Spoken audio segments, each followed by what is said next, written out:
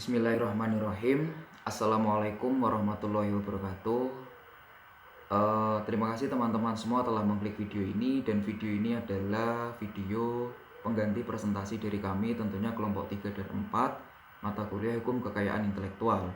Dan mari teman-teman semua kita berdoa semoga wabah coronavirus ini segera berakhir dan semuanya dapat kembali seperti sedia kala. Amin. Baik teman-teman semuanya, langsung saja kami dari kelompok 3 akan mempresentasikan terkait dengan hak paten. Hak paten itu sendiri merupakan suatu temuan terkait dengan teknologi cara kerja yang berguna di bidang industri. Dan paten itu sendiri bertujuan untuk melindungi ide, kreasi, serta gagasan yang berguna di bidang industri itu sendiri, dan merupakan hak eksklusif yang diberikan oleh negara kepada inventor atas hasil invensinya di bidang teknologi yang untuk selama waktu tertentu dapat melaksanakan sendiri atas invensinya atau memberikan persetujuannya kepada pihak lain untuk melaksanakannya. Jadi di sini paten itu sebenarnya dapat diberikan kepada orang lain atau dapat diwariskan atau dapat dipindah tangankan dengan persetujuan si pemilik paten. Dan paten ini sendiri juga dilindungi selama beberapa waktu tertentu yang nanti akan dibahas di ruang lingkup paten. Dan paten itu sendiri sudah ada sejak abad ke-14 dan 15 di negara Italia dan Inggris. Namun pemberian hak ini pada waktu itu bukan ditujukan atas suatu temuan, namun agar para ahli itu menetap di negara-negara yang mengundangnya agar mereka dapat mengembangkan keahliannya di negara tersebut dengan tujuan untuk memajukan negara atau penduduk yang ia tempati.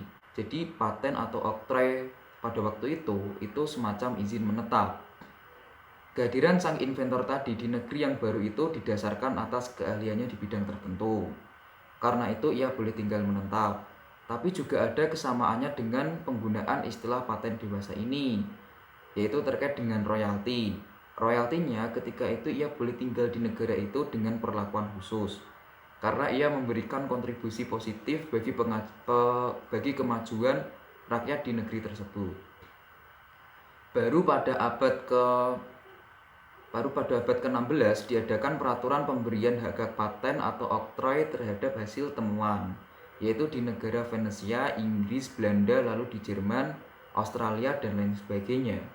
Kemudian melalui perkembangan dan kemajuan teknologi, terutama pada abad ke-20, sifat pemberian paten atau oktroi bukan lagi sebuah hadiah, melainkan pemberian hak atas suatu temuan yang telah diperolehnya. Perkembangan ini terjadi di negara Amerika Utara dan Amerika Selatan. Kemudian di negara Amerika Serikat itu dibentuk undang-undang paten yang dengan tegas mengubah sifat pemberian paten atau oktroi itu. Lalu kemudian diikuti oleh negara-negara seperti Inggris, Prancis, Belanda, dan Rusia. Kini dalam abad ke-20, peraturan perundang-undangan lembaga paten hampir meliputi semua negara termasuk kawasan Asia. Jika kita melihat dari perkembangan peraturan perundang-undangan paten, Inggris sebenarnya mempunyai pengaruh besar terhadap pembentukan undang-undang paten di banyak negara di dunia. Sebab di negara Inggris itu pertumbuhan paten sangat baik. Kemungkinan pengaruh ini sebagai akibat kedudukan negara Inggris sebagai negara penduduk penjajah yang sampai pertengahan abad ke-20 dan 1 atau 2 abad sebelumnya mempunyai banyak wilayah jajahan yang membawa pengaruh hukum terhadap wilayah koloninya tersebut. Dan di Indonesia itu sendiri paten itu sebelumnya diatur dalam Undang-Undang Nomor 6 Tahun 1989. Yang kemudian telah diperbarui dengan Undang-Undang Nomor 13 Tahun 97, kemudian diperbarui kembali pada Undang-Undang Nomor 14 Tahun 2001, dan yang terakhir itu diperbarui dengan adanya Undang-Undang Nomor 13 Tahun 2016 mengenai paten. Dan menurut Kamus Besar Bahasa Indonesia yang ditulis oleh W.J.S. Purwadarminta menyebutkan kata paten itu berasal dari bahasa Eropa yang mempunyai arti suatu surat perniagaan atau izin dari pemerintah yang menyatakan bahwa orang atau perusahaan boleh membuat pendapatannya sendiri, dalam arti kata orang lain tidak boleh membuatnya. Dari pengertian perundang-undangan dan pengertian menurut bahasa di atas dapat disimpulkan bahwa paten adalah merupakan hak bagi seseorang yang telah mendapatkan penemuan baru atau cara kerja baru dalam perbaikan perbaikan cara kerja sebelumnya. Yang kesemua istilah tercakup dalam satu kata, yakni invensi. Dalam bidang teknologi yang diberikan oleh pemerintah dan kepada pemegang haknya diperkenankan untuk menggunakannya sendiri atau atas izinnya dapat mengalihkan penggunaan hak itu untuk orang lain. Terima kasih, dan untuk ruang lingkup paten akan dilanjutkan oleh kawan saya. Nah, saya akan menjelaskan materi yang selanjutnya, yaitu adalah ruang lingkup paten. Nah, yang pertama itu adalah prinsip umum paten. Nah, mengenai ruang lingkup paten di Indonesia itu sesuai dengan Undang-Undang Nomor 14 Tahun 2001 tentang paten.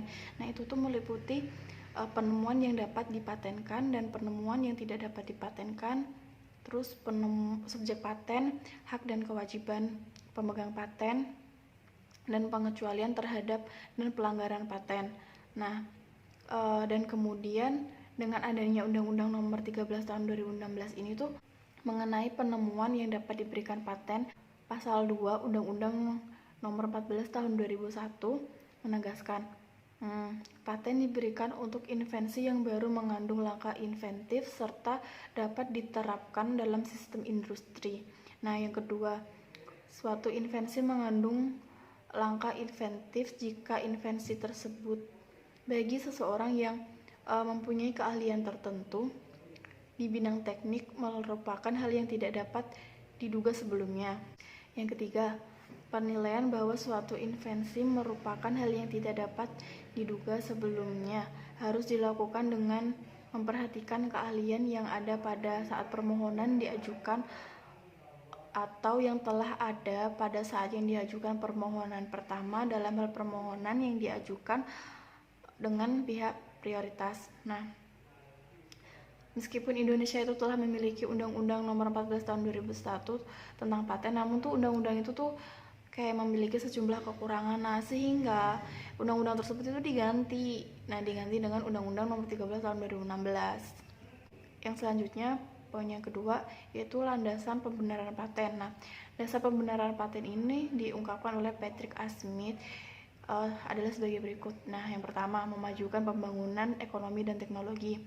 Yang kedua, merangsang proses industrialisasi potensi asli pribumi. Yang ketiga, menyumbang pembangunan teknologi dan ekonomi melalui perjanjian lisensi lintas negara. Yang keempat, membantu pembayaran informasi teknologi. Yang kelima, memberikan aliran teknologi dari negara lain dan intensif bagi penanaman modal. Nah, hal-hal yang diutarakan oleh Patrick A. Smith ini tuh merupakan alasan yang kuat mengapa suatu negara itu memberikan hak paten. Nah, seperti itu. Nah, yang ketiga, subjek paten.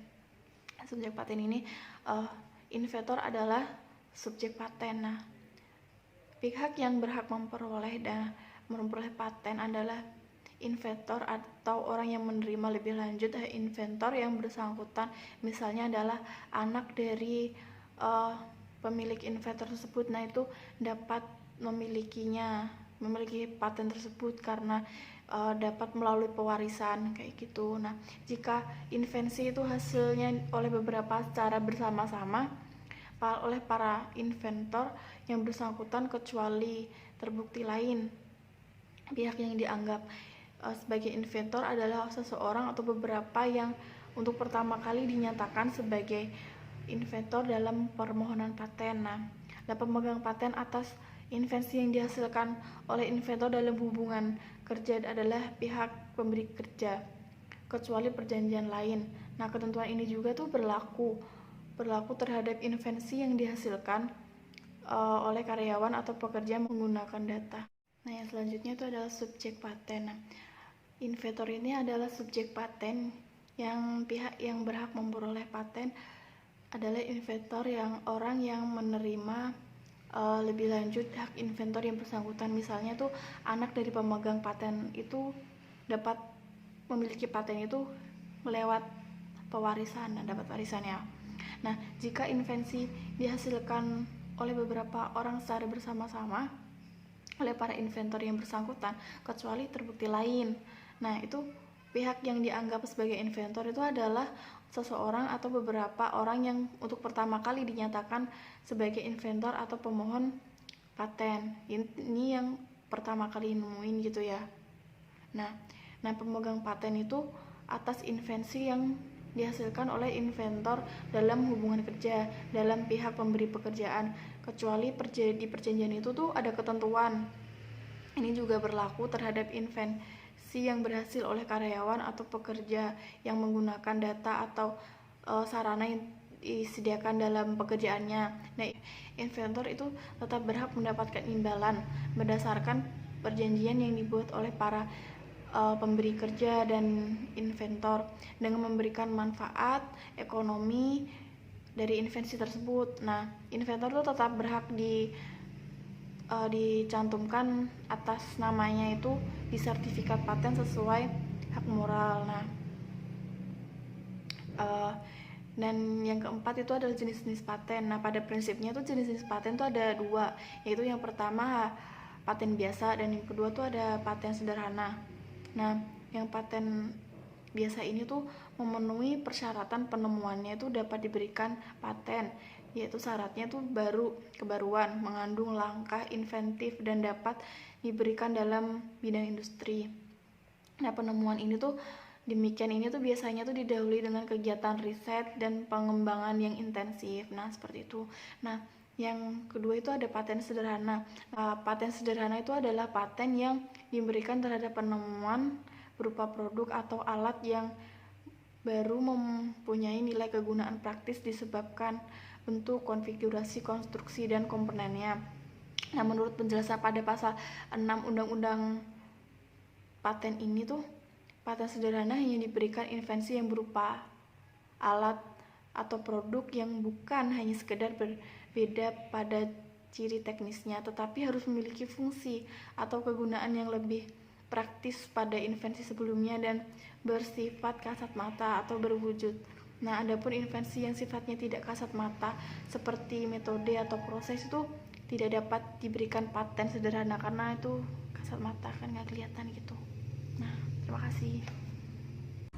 Yang kelima, penemuan yang tidak dapat dipatenkan atau pengecualian paten. A. Proses atau produk yang pengumuman dan penggunaan atau pelaksanaannya bertentangan dengan peraturan perundang-undangan yang berlaku, moralitas agama, ketertiban umum, atau kesusilaan. B. Metode pemeriksaan, perawatan, pengobatan, atau pembedahan yang diterapkan terhadap manusia dan atau hewan. C. Teori dan metode di bidang ilmu pengetahuan dan matematika. D. Semua makhluk hidup kecuali jasad dan renik proses biologi yang esensial untuk memproduksi tanaman atau hewan kecuali proses non-biologis atau proses mikrobiologis. Yang keenam, waktu perlindungan paten. Pertama, paten diberikan untuk jangka waktu selama 20 tahun terhitung sejak tanggal penerimaan dan jangka waktu itu tidak dapat diperpanjang. Kedua, tanggal mulai dan berakhirnya jangka waktu paten dicatat dan diumumkan. Ketiga, paten sederhana diberikan untuk jangka waktu 10 tahun terhitung sejak tanggal penerimaan dan jangka waktu itu tidak dapat diperpanjang. Yang ketujuh, paten asing. Konvensi Paris mempunyai prinsip bahwa suatu negara Uni berkewajiban untuk memperlakukan orang asing, warga negara dan negara lain anggota Uni sama seperti warga negaranya sendiri dalam masalah paten, yaitu atau disebut the principle of national treatment. Prinsip ini digabung dengan hak setiap negara untuk menjadi anggota dari Uni. Berarti bahwa warga negara dari suatu negara anggota yang tidak mempunyai peraturan paten dapat diberi perlindungan paten oleh negara-negara anggota Uni lainnya. Menurut pasal 4 yang menganut prinsip independent of patent ditentukan bahwa hapusnya hak paten di suatu negara peserta Uni tidak dapat mempengaruhi kelangsungan hak paten yang sama di negara anggota Uni lainnya. Inventor asing dengan sendirinya telah meminta paten di negaranya sendiri, tapi agar penemuannya dilindungi di negara lain, ia memintakan patennya di negara tersebut. Hukum paten Indonesia mengatur bahwa inventor dari luar negeri dapat pula mengajukan permintaan paten di Indonesia sesuai dengan ketentuan sebagaimana dimaksud dalam Konvensi Paris. Adapun terhadap permintaan paten serupa itu diberikan hak untuk didahulukan apabila permintaan tersebut diajukan dalam waktu dan sesuai dengan syarat-syarat yang ditentukan dalam peraturan paten yang ada. Selanjutnya yaitu apabila pemilik paten pasif tidak melakukan kegiatan pendahulukan apabila permintaan tersebut diajukan dalam waktu dan sesuai dengan syarat-syarat yang ditentukan dalam peraturan paten yang ada. Selanjutnya yaitu apabila pemilik paten pasif tidak melakukan kegiatan perdagangan dengan menggunakan paten yang telah terdaftar, maka akibatnya paten tidak mendapatkan perlindungan hukum untuk masa yang akan datang. Dalam hal ini ada dua kemungkinan yang dapat terjadi, yaitu A. Pemilik paten tidak dapat memperpanjang waktu perlindungan paten. B. Ditjen HKI melakukan penghapusan pendaftaran paten mengenai pemilik paten tidak dapat memperpanjang masa perlindungan paten adalah sudah sangat logis karena patennya saja tidak digunakan dalam perdagangan. Tidak ada gunanya pemilik paten diberi kesempatan untuk memperpanjang masa perlindungan lainnya. Selanjutnya yang terakhir nomor 8 yaitu pengalihan paten. Di dalam Undang-Undang Nomor 13 tahun 2016 tentang paten, hak atas paten dapat beralih atau dialihkan baik seluruhnya atau sebagian karena beberapa hal, yaitu 1. Karena pewarisan, 2. hibah, 3. wasiat, 4. wakaf, dan yang terakhir perjanjian tertulis atau sebab lain yang dibenarkan berdasarkan ketentuan perundang-undangan. Jadi saya Hikam akan menerangkan atau menyimpulkan dari presentasi yang sebelumnya teman-teman saya jelaskan. Pada dasarnya hak paten itu tidak muncul dengan sendirinya, tapi diberikan oleh negara. Untuk itu harus ada permohonan pendaftaran dari Ditjen HKI, sehingga sifat dari hak paten ini adalah menuntut peran aktif dari pihak yang berkepentingan untuk mengajukan hak patennya secara mandiri. Namun tidak semua temuan dapat dipatenkan.